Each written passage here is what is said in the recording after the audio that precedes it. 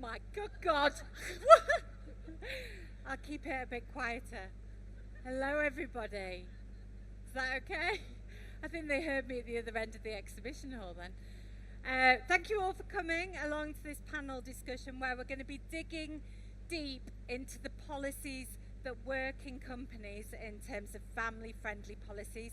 Hopefully, I recognise a few faces from next door, so I can see some of you come over. Thank you very much for coming over from Hall 1. So we're going to be really focusing in on family-friendly policies and the motherhood penalty.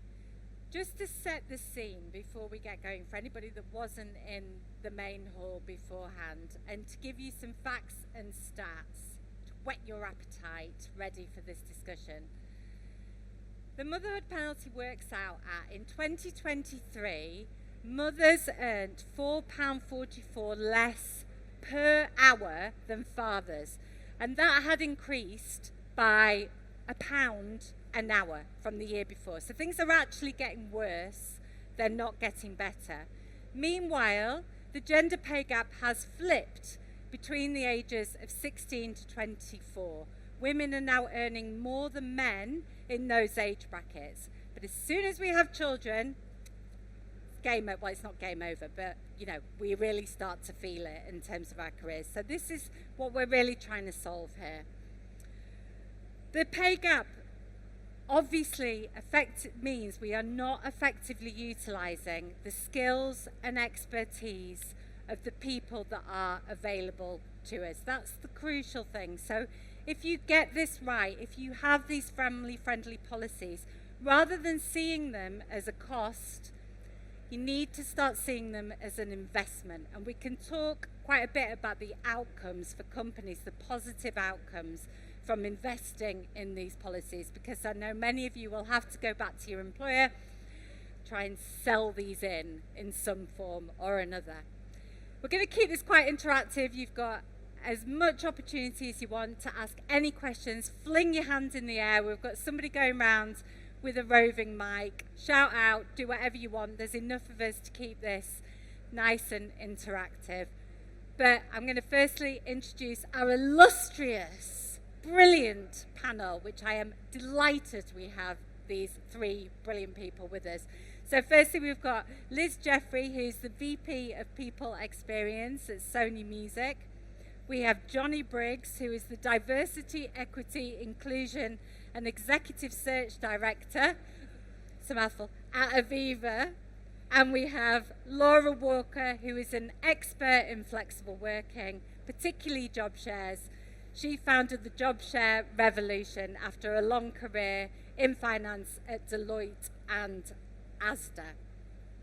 Give them all a round of applause, please. Thank you.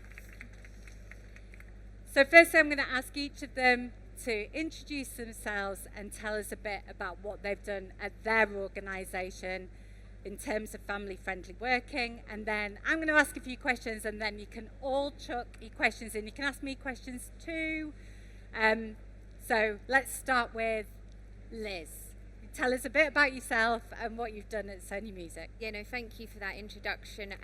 So I work for Sony Music. Some of you will know what Sony Music do, but for those of you that don't, we represent some of the biggest sort of recording music artists in the world. So everyone from Harry Styles to Adele to my personal favourite of Beyonce.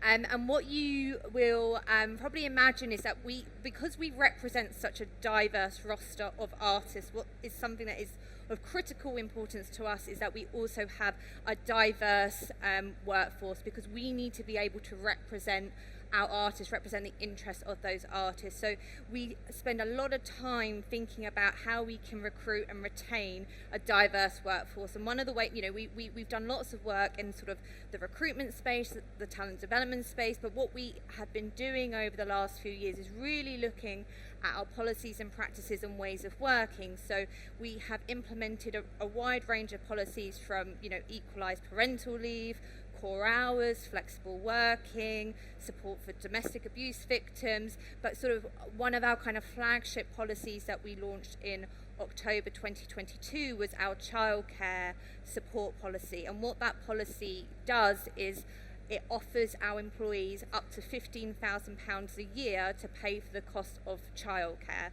It's sort of structured on a tapered approach whereby those who are on kind of more junior level salaries will benefit the most, because we want to make sure that we are doing all that we can to support those who need it most.